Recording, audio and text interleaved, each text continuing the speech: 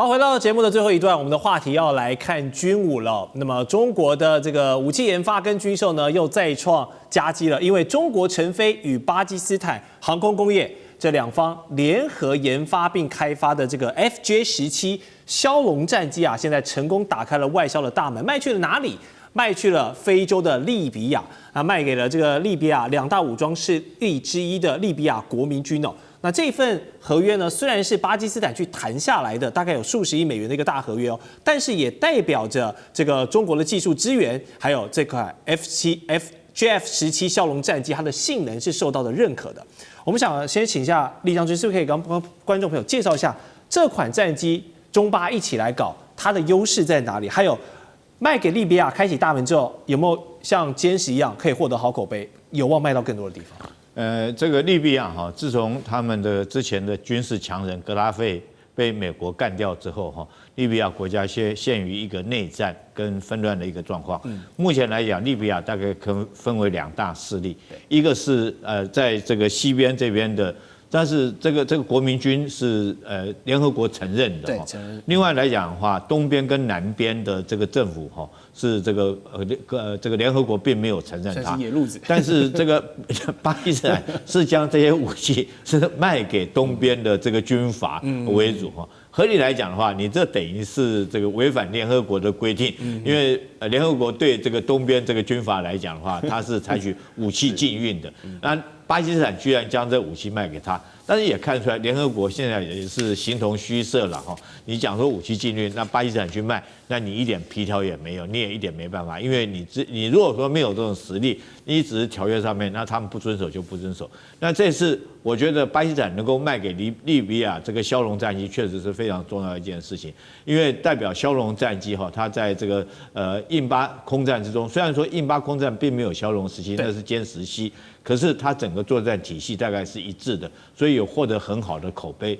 我想也因为这样，利比亚才愿意跟他采购。那这款战机来讲的话，事实上是可以制空作战，也可以对地来做攻击。它总共起飞重量可以到13.5公吨那么重，可以携带的武器总共有3.7公吨那么多哈。然后飞行的速度可以到1.6马赫。当然它总共有7个挂架哈，7个挂架当然可以携带的，包括空导弹以及空对地的导弹哈。那我想说，对于利比亚来讲，当然是非常重要。当然这也代表说是不要讲说中国啦，我们中国大陆。我们都知道，以前武器输出国家大概美国或北约的这些国家才有能力做到武器输出哈。那其实来讲，就是中国大陆跟苏联哈、俄罗斯有这能力做武器输出。那现在如果连巴基斯坦都可以做武器输出，我觉得这对全世界来讲是一大转捩点的开始。就连巴基斯坦，它从中国那边获得的技术的这种枭龙战机。都可以做到出口，那可见的以后来讲的话，对于中国大陆以后他们军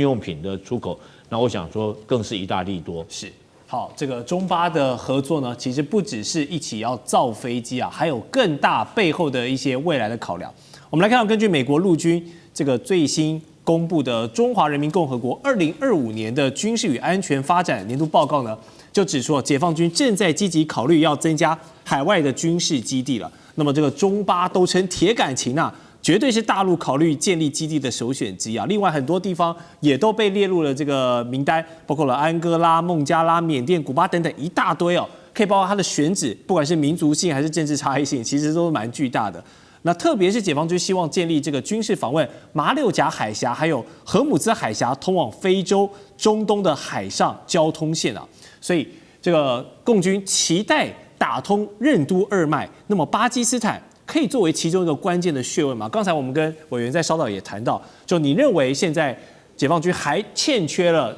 全球投射兵力，因为飞机要停要加油，航母要停靠，但他现在要开始部署更多海外基地，巴基斯坦也是一个好选择吗？巴基斯坦非常靠近荷姆兹海峡，波斯湾，这当然是一个天然的好地点了。但是它跟它的瓜达尔港的建设是有关系的。那瓜达尔港的整体的建设还在进行中，因为要做一个补给港比较简单啊，比如说在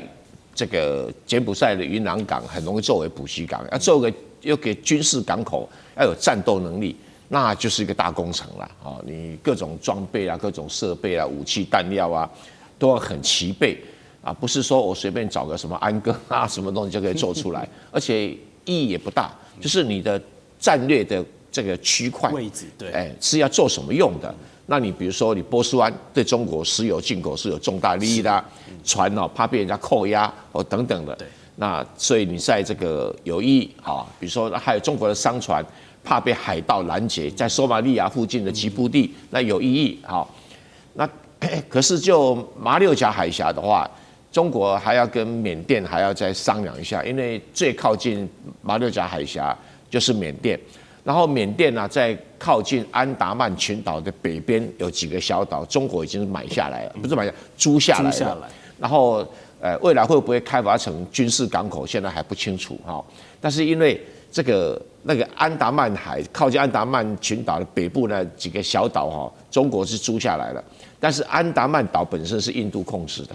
所以这里面可能还有一些战略的考虑啦。那如果是用缅甸本土的话，那也可以啦也可以啦。可是中国现在可能也不急啊，因为它航空母舰都还在训练，还在运转要跑到印度洋，所以印度洋对中国是很重要的。没错。那因为涉及到红海、苏伊士运河等等。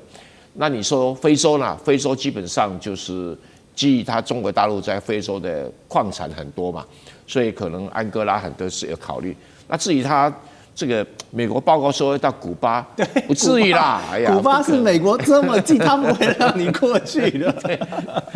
这个有点夸张，对，有点夸张好，对啊。好，那我们最后来看这个巴基斯坦的海军参谋长这个纳维尔阿什拉夫他就表示呢，中巴的合作其实是方方面面，不止刚刚看到的枭龙飞机他们还合作一个叫做汉国尔级的潜舰。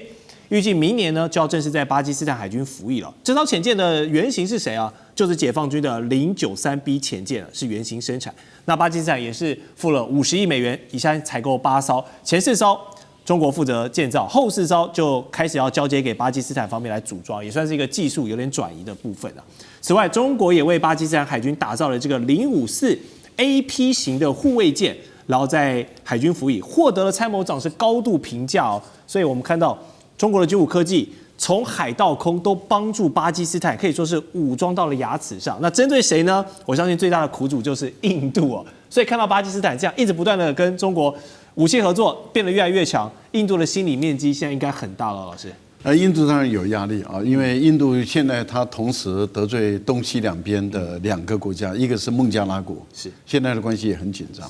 另外一个那当然就是巴基斯坦，长久的敌人中国大陆跟巴基斯坦的这种铁杆子兄弟的这种关系很深了。你也看到了这个歼10C的辉煌的战果那现在093B 这个核动力潜舰它攻击性很强的，而且也是中国大陆目前他们在使用的一个主力的那个攻击型的战舰之一另外054这个导弹护卫舰也是中国大陆目前还在使用的。前段时间穿越公国海峡也就是054有的时候中国大陆的航母它会搭配055跟052，对，有的时候它是搭配055或者是054，或者是有时候就是055、0542艘，然后一个补给舰，那么去穿越大隅海峡，所以它是大陆攻击能力很强的。应该是64垂发我记得好像是60垂发，我记得应该是的可能还要再查一下。是，它是一个也是大陆所使用的主战的护卫舰，所以它的这个灵活速度是很快的。这样的一个战舰提供给这个巴基斯坦，而且协助它建造，这个意味着也就是说强化了巴基斯坦海军、空军跟潜舰的一种作战的制造能量当然会牵制印度了。印度当然哇哇叫了印度目前来讲，它的获得的来源，除了就是过去陆军的武器很多是从英国买的，然后它的海军的武器跟空军的武器是从俄罗斯买的。那现在它一直想打通跟美国购买这个战机，但是美国的这个情况都并不顺利的情形下，印度更想是自己制造。但是印度在自己制造战舰、潜舰、战机这个部分，甚至连航母都不顺利，是印度自己制造的都不顺利。那采购的本身这个我们看到它的维修跟使用的情况，也并不能发挥他们原有应该占尽的能力。所以我觉得以孟加拉以巴基斯坦现有的跟中国大陆的军事合作的这种密度来看的话，这个当然对于印度是会构成很大的牵制作用，包围中国大陆。